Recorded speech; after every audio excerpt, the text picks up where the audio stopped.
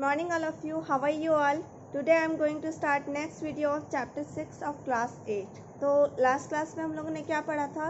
Consequences of deforestation, यानी deforestation के बाद क्या होगा, उसका रिजल्ट क्या होगा. सो अभी तक हम लोगों ने पढ़ा था कुछ पॉइंट, जैसे कि ग्लोबल वार्मिंग हो जाएगा, है ना, फ्लूड आने का चांसेस हो जाता है, डिजर्टिफिकेशन हो जाएगा, वो आगे हम लोग भी पढ़ेंगे.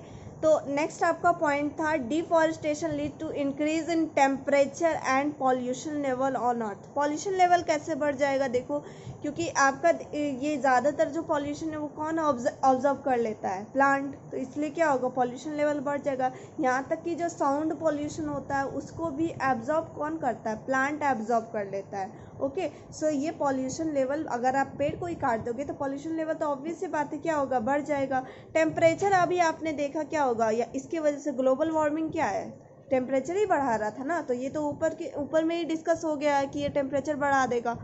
So this disturb the water cycle and reduce rainfall. Rainfall की भी कमी हो जाएगी, क्योंकि आप जानते हो पेड़ की वजह से ही बारिश हम लोग का मेंटेन रहता है, बराबर कंटिन्यूसली बारिश होती है.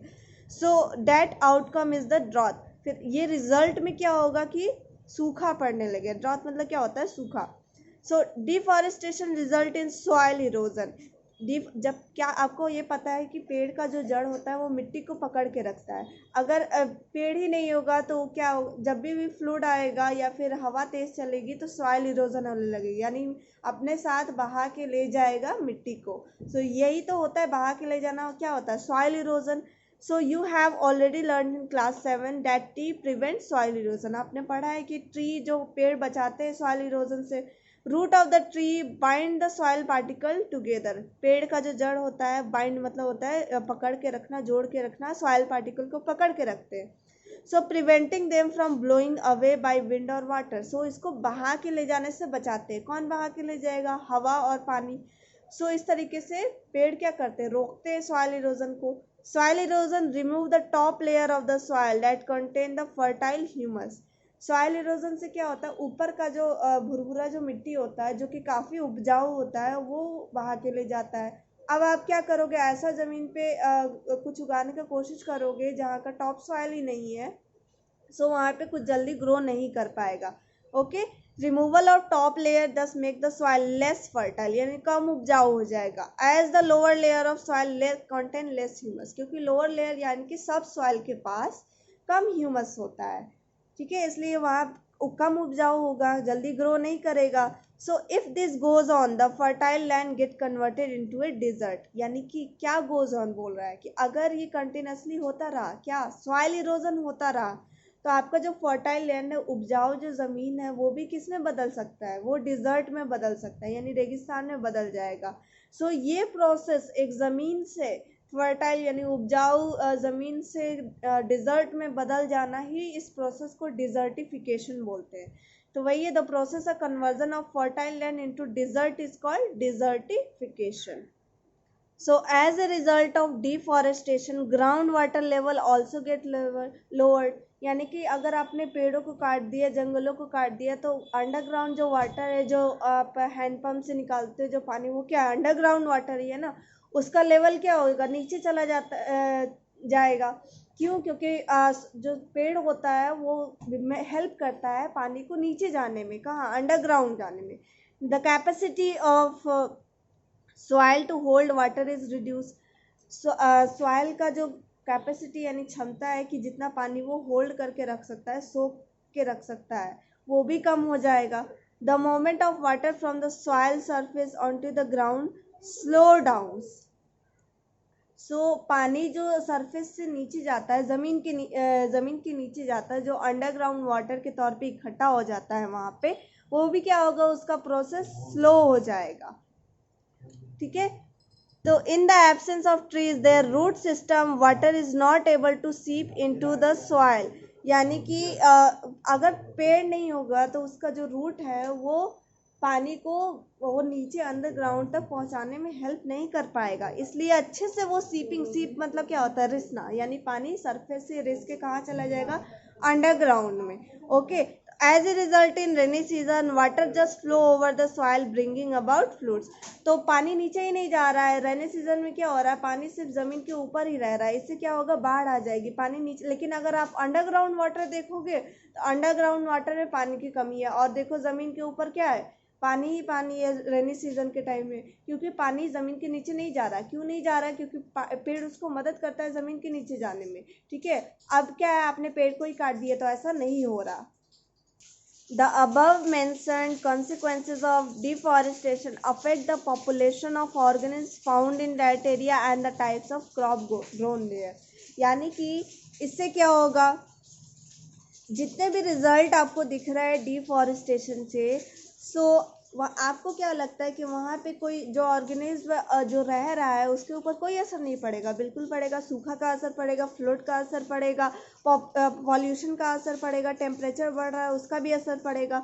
सो क्या होगा, उसकी संख्या कम हो जाएगी, और जो वहाँ पे आप क्रॉप ग्रो करवा रहे हो वो भी सही से ग्रो नहीं कर पाएगा। तो बहुत सारा, चाहे वो एनिमल हो जगह का या फिर प्लांट हो, उसके ऊपर असर पड़ता है डिफॉरेस्टेशन का।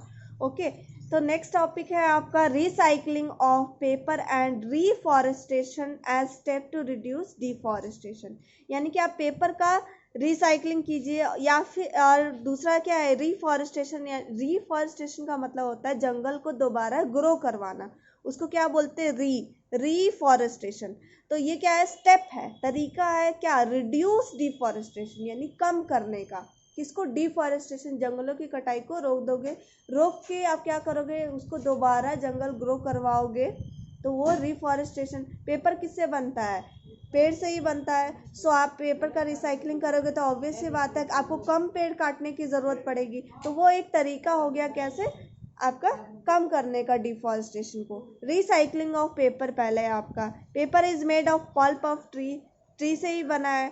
तो you can imagine how many lakh of trees are being cut every year to make paper, कि आपको कितना लाखों पेड़ जो कट रहे हैं वो सिर्फ पेपर बनाने के लिए। तो which you use as a student, ठीक है, use for your studies and often waste it in useless activities. यानी कि आप उसका पेपर फोल्ड करके पता नहीं क्या क्या क्रिएटिविटी जो दिखाते हो उसमें आप वेस्ट कर देते हो पेपर को।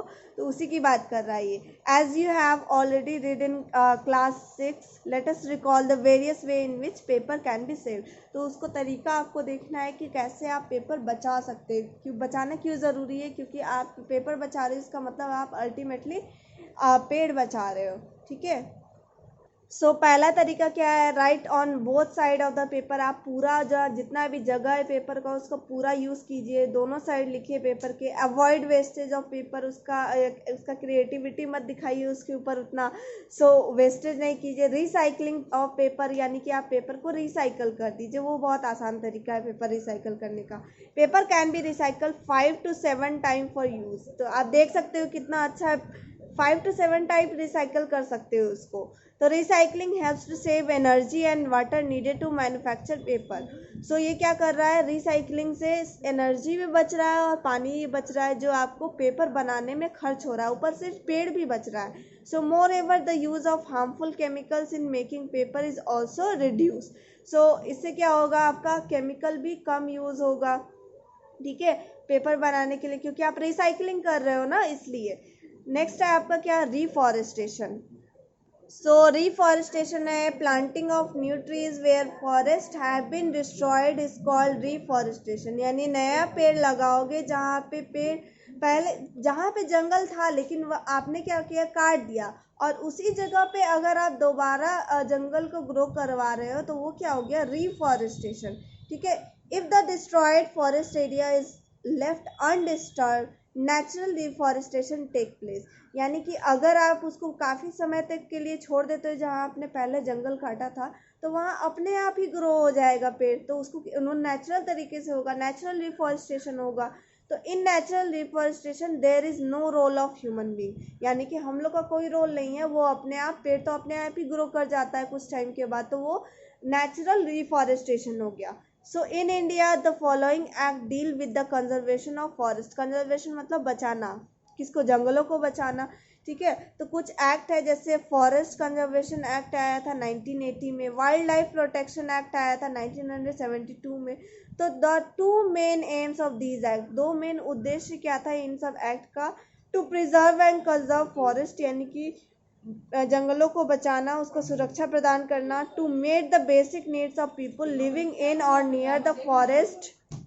लेकिन आपको क्या है, कंजर्व तो करना है, लेकिन उसके साथ साथ जो जंगलों के आसपास जो लोग रह रहे हैं वो फुल्ली डिपेंड होते हैं किस पे, जंगल पे ही डिपेंड होते हैं, यानी कि उनसे लकड़ी के खाना बनाने के लिए लेते, सारा चीज़ खाने पीने का सामान सारा किसके ऊपर, जंगल के ऊपर ही डिपेंड रहते हैं। सो उनका बेसिक नीड को भी पूरा करना है, ज़रूरत को पूरा करना है, तो उसके हिसाब से ही लेके कंजर्व भी करना है जंगल को, तो दोनों को देखना है।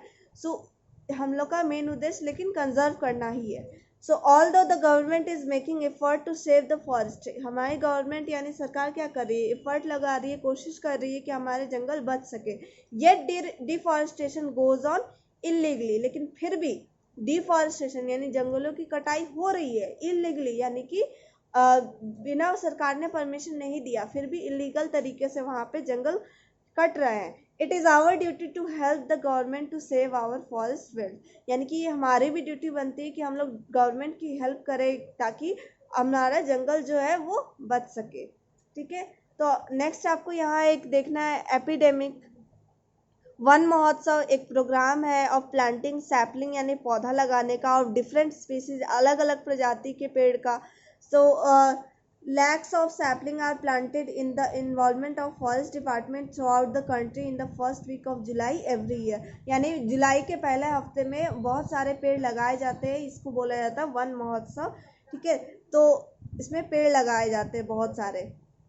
सो आपको इसके बाद ये क्वेश्चन आंसर करना, आंसर ओनली, ये आपका होमवर्क हो गया। उसके बाद मैं आपको बताऊंगी नेक्स्ट वीडियो में फ्लोरा एंड फौना से हम लोग स्टार्ट करेंगे, ये आपका होमवर्क है, ये आप कर लीजिएगा।